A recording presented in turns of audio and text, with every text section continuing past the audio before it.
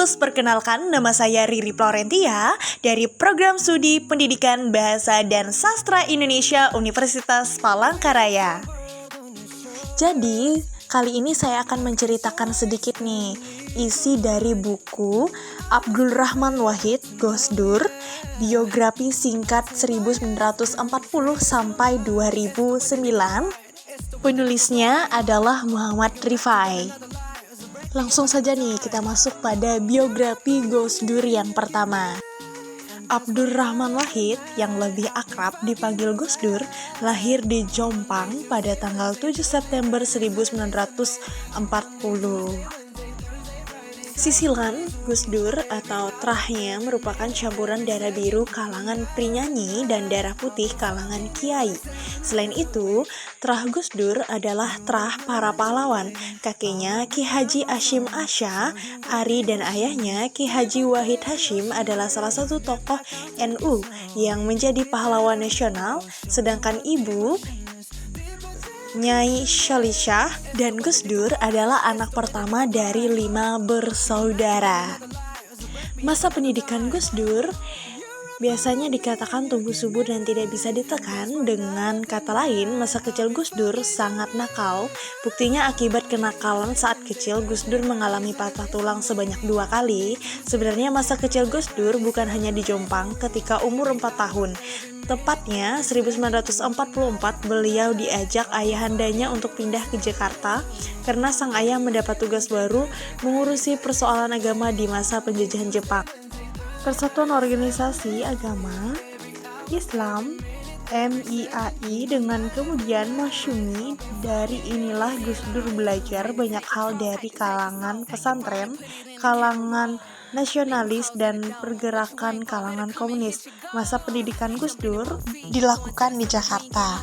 Sekolah dasarnya di Kris, Jakarta Pusat, namun pada kelas 4 Gus Dur pindah ke Sekolah Dasar Mataram Perwari. Kemudian Gus Dur sekolah SMP di Yogyakarta. Gus Dur juga mengalami pendidikan dari santri atau pesantren dari kedua orang tuanya. Dia belajar tentang bahasa Arab dan mempunyai cukup pengetahuan untuk membaca Al-Quran. Setelah tamat dari SMP di Yogyakarta pada tahun 1957, Gus Dur pindah ke Malang, ke pesantren Teragaja. Proses pembelajaran dari pesantren dilakukan selama 2 tahun, yaitu sampai 1959. Dari pesantren inilah minat Gus Dur semakin tertarik pada saintifik dan mistik dari kebudayaan dan tradisi Islam.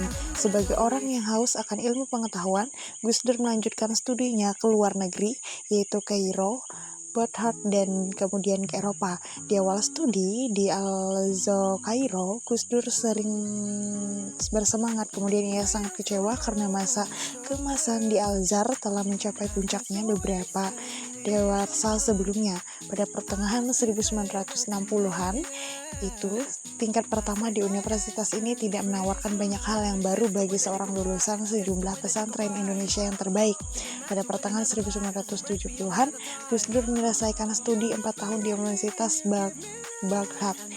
Sejak masa muda, Gus Dur telah mulai bekerja di pesantren. Gus Dur pernah belajar menjadi tenaga kerja pengajar, dilanjutkan dengan menjadi pemimpin sekolah dasar atau kepala sekolah di madrasah modern. Selain itu, Gus Dur pernah bekerja sebagai Kedutaan Besar Indonesia. Saat Gus Dur kuliah di Baghdad, ia bekerja di kantor Al-Rahmani sebagai pedagang kain. Karena hobinya di perpustakaan, ia putuskan untuk bekerja di perpustakaan. Alasannya agar dapat mengikuti pelajaran. Gus Dur juga bekerja di tempat binatu milik orang Cina. Di sini ia belajar menggosok dan melipat pakaian. Karya-karya tertulis dan karya-karya tidak tertulis. Beliau juga meninggalkan karya di atas tanah, itu pengembangan pluralisme dan demokrasi di berbagai organisasi, baik sosial keagamaan, baik organisasi sosial politik maupun lembaga swadia masyarakat atau berbagai komunitas lintas agama, ras, suku maupun ideologi. Daftar karya tulis dalam buku ada 17 buku. Gus Dur juga banyak mendapatkan penghargaan dari lembaga nasional maupun internasional, dan begitu pula dengan gelar Dr. Honoris Causa. Kisah cinta Gus Dur. Cerita tentang perjalanan kisah cinta Gus Dur dan Nuria memberikan sentuhan kemanusiaan pada sosok yang dikenal sebagai tokoh agama dan politik di Indonesia. Meskipun menghadapi tantangan dan keraguan dalam hubungan mereka, kesetiaan dan keyakinan akhirnya membawa mereka ke jenjang pernikahan. Kisah cinta mereka juga mencerminkan bahwa takdir dan kenyataan pada takdir adalah bagian yang tidak terpisahkan dalam perjalanan hidup. Meskipun ada keraguan dari Nuriyah, percaya Gus Dur pada akhirnya mereka bersama akhirnya terbukti benar. Kejadian lucu dengan tukang ramal menambahkan sentuhan hormor pada kisah mereka. Pernikahan Gus Dur dan Nuria yang diresmikan pada September 1971 serta kehadiran 4 anak perempuan sebagai anugerah dalam rumah tangga mereka menunjukkan kebahagiaan dan keberkahan yang mereka nikmati. Saat membaca kisah ini terlihat bahwa Gus Dur tidak hanya seorang pemimpin agama dan politik tetapi juga manusia yang mengalami perjalanan hidup biasa dengan segala kompleksitasnya untuk kisah cinta. Kisah cinta mereka menciptakan gambaran bahwa bahkan tokoh besar pun memiliki sisi kemanusiaan yang dapat dihubungkan oleh pengalaman hidup sehari-hari termasuk dalam hal cinta dan keluarga. Perjuangan Gus Dur anti kekerasan teguh dan konsisten.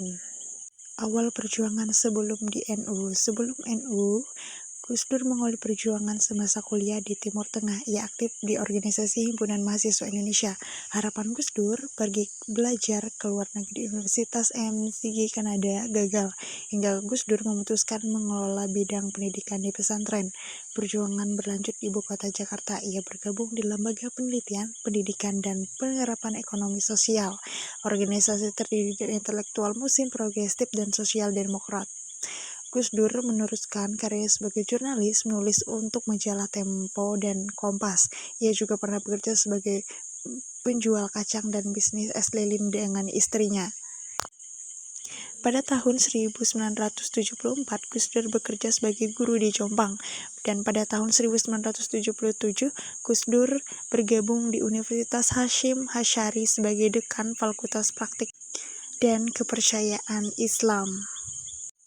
Di NU, Kian Basri Samsuri telah berapa kali mengajak Gus Dur untuk bergabung di Syuriah Nasional NU. Syukura adalah Dewan Penasehat Ormas NU. Awalnya Gus Dur tidak ingin bergabung di NU, tapi ibunya sudah mendesak Gus Dur semenjak kematian sang ayah. Ketika pemerintah Kian Basri Samsuri yang ketiga kalinya, Gus Dur melakukan konsultasi dengan ibunya, dan sang ibu pun menasihati. Akhirnya Gus Dur pun ikut bergabung. Melalui organisasi inilah Gus Dur belajar banyak organisasi pergerakan di zaman Orde Baru. Selain belajar dari cara bekerja melalui sebuah organisasi, ia juga mengetahui pengaruh politik pemerintah dalam tubuh organisasi tersebut. Di LMS, Lembaga Swandia Masyarakat. Di sini Gus Dur berperan penting dalam mendirikan atau mendukung terbentuknya organisasi non-politik seperti P3M di Jakarta, LKIS Yogyakarta, dan LSAT Surabaya. Pada tahun 1991, ia menjadi ketua dan juru bicara Forum Demokrasi. Kita dapat melihat apa yang dilakukan oleh Gus Dur selama masa jabatan menjadi seorang presiden dan juga masa jabatan tidak menjadi seorang presiden. Gus Dur memiliki pemikiran Gus Dur itu pluralisme dan progresif. Di sini pemikirannya adalah tentang pluralisme dan demokrasi, lalu tentang humanisme, yang ketiga adalah tentang agama, dan yang keempat adalah tentang Indonesia atau nasionalisme, dan yang ketiga adalah tentang kebudayaan dan kesenian, dan yang kelima adalah pemikiran tentang perempuan. Gus Dur dan kontroversinya. Pada era 1990-an dengan jabatan ketua BPNU, Gus Dur sudah terkenal sebagai tokoh kontroversial, khususnya sikapnya yang ceroboh dalam memberi komentar mengenai masalah sosial politik. Lalu kontroversi lainnya ketika Gus Dur mengumumkan dukungan kepada bekas Sekjen PP, Menteri Abdul Dejai, untuk menjadi ketua PP. Pendirian Gus Dur ini ditentang oleh pamannya sendiri. Tindakan yang menimbulkan kontroversi kontroversi ketika menerima undangan untuk berkunjung Israel pada Oktober 1994 untuk menyaksikan perdamaian baru Israel dengan Yordania. Lalu kontroversi selanjutnya ketika Gus Dur secara ajaib menjadi Presiden Republik yang keempat selama menjabat presiden. Ia sering pergi ke luar negeri berkunjung untuk meyakinkan dunia internasional bahwa Indonesia adalah negeri aman dan cocok sebagai lahan investasi, dan meyakinkan bahwa kaum minoritas Cina dan minoritas agama dihormati. Belum lagi kasus kontroversi dengan lembaga perwakilan rakyat. Barangkali hanya Gus Dur satu-satunya presiden yang berani mengatakan lembaga perwakilan rakyat itu sebagai taman kanak-kanak.